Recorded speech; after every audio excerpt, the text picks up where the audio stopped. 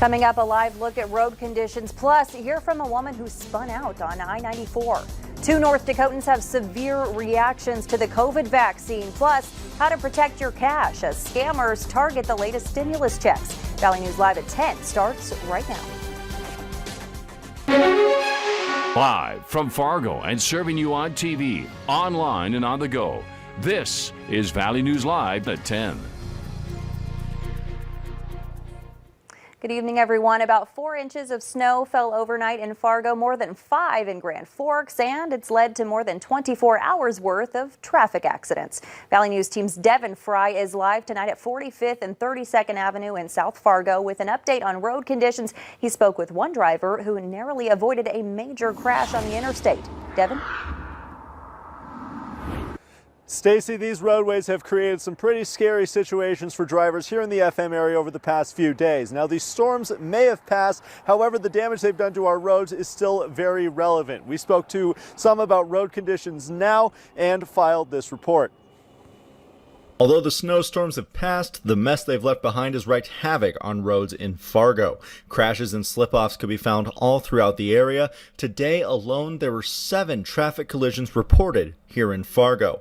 One Moorhead driver fell victim to the icy roads, but was able to avoid any serious injury. I've always said, don't overcorrect, but in this situation, that's exactly what I did. I overcorrected. Kebra avoided a more serious accident despite spinning out on a very busy road, I-94, during a very busy time of the day. She hit the median on both ends of her car, but was not hit by any other vehicles. I was so grateful. It was during rush hour, and I was in the farthest left lane. And so when I was sliding out of control, I was really hoping that no car would hit me. Grace of God, no car did hit me. The weather may have improved compared to other days that we've experienced over the past few weeks, but these icy roads aren't going anywhere. As the snow and ice melts during the warm daytime hours, they then refreeze overnight, which leads to even more slick roads in the morning. We're going to be well below freezing for those overnight lows. So I am concerned still with some slippery spots on some roadways or some side roads especially that may not see as much traffic. The snow arrived later this year, and the adjustment to our winter driving style came right along with it. It's important to drive carefully and give yourself plenty of extra time to get where you need to be with these road conditions. It goes back to the winter training for driver's ed, where you see the road conditions and you adapt your driving to the conditions themselves. Now, you saw that earlier today, there was that melting on top of the roads. That comes with those warm afternoon hours. However, as you can see now, things have gotten a little bit more slick out here, and it's only going to get more harsh overnight. So be prepared in the morning. Give yourself plenty of extra time to get where you need to be because the roads aren't going to get better overnight. Reporting from South Fargo, Devin Fry, Valley News Live. All right, Devin, thanks so much. And a heads up for those of you in downtown Fargo, you might need to move your car tonight. Starting at 2 in the morning, any vehicle parked on the street will be impounded. The city will be removing snow on the north and south streets in the area. This includes all streets between 2nd Avenue South and 7th Avenue North, from 2nd Street South to University Drive. New at 10 tonight, 2 North Dakotans are suspected of having severe allergic reactions after receiving their first dose of the COVID vaccine. Both received the Moderna variety and had no history of anaphylactic reactions. The reactions happened within 15 minutes of getting the shot. Both individuals have recovered but have been advised not to receive the second dose. More than 13,000 people in the state have received the vaccine.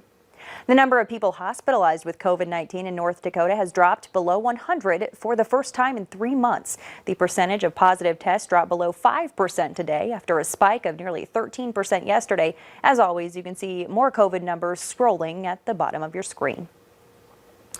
North Dakota has had fewer traffic fatalities this year than in each of the past 18. In 2020, the state has had 96 fatalities. The last time the state was below 100 was 2002. Every year we really want to keep these numbers going down. We often talk about them as fatalities, but we forget that these are our family members, they're your friends, they're members of the community, and you hear 100 fatalities, and you may think we're doing pretty well, but these are 100 people. The goal of the state's Vision Zero campaign is 0 fatalities on the road, but they say staying under 100 this year is a big step in that direction.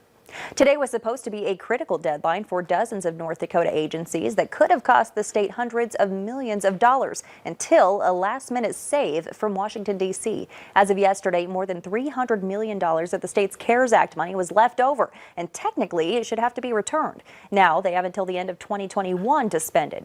State leaders say the money is left over because funds were allocated based on proposals, not the actual cost of projects. Maybe IT projects that were in progress where the project wasn't closed out and completed, so the expenditure maybe couldn't take place because we can't make a payment until the project's completed. Maybe that expenditure wasn't going to be able to happen by December. Now, there's also a state deadline for agencies, which ends in June. State agencies are being asked to identify projects they don't think could be completed by then. Some of us have started seeing the latest COVID stimulus payments show up in our bank accounts. More of us will see the money over the next week. However, the $2,000 that was proposed may not be coming soon or at all. President Trump is calling for a bigger payout, leading to an unlikely alliance with Democrats. However, Senate Majority Leader Mitch McConnell closed the door against a check increase by bundling the measure with 2 of President Trump's other demands, repealing online liability protections and investigating voter fraud. McConnell remains unmoved on changing his stance, saying, quote, "The Senate's not going to be bullied into rushing out more borrowed money into the hands of Democrat-rich friends who don't need the help." The Federal Trade Commission is warning you to be on guard against scammers looking to get their hands on the new wave of stimulus funds. They say the government will not ask you to pay an upfront fee to get your check. Anyone saying otherwise is trying to scam you. The government will also not call, text, email, or contact you on social media to get details like your social security number, bank account information, or credit card number. And you should know there's no way to get your money earlier or faster. That's also a red flag for a scam. Health experts are warning you to start booking appointments now. Sanford and Essentia say they've seen an uptick in people coming in with serious health conditions after putting off doctor visits throughout the pandemic. It's created a domino effect, and doctors tell us people would have had a better outcome if they'd come in sooner. There were more complications that they had to deal with, and then at the same time, when they decided to not go for surgery at that particular time or not come in for their routine checks, it got postponed, and by the time they were ready to come in, we had another surge. Doctors say the risk of not being seen far outweighs the risk of a trip to the hospital or clinic, where all providers and patients are masked and social distancing.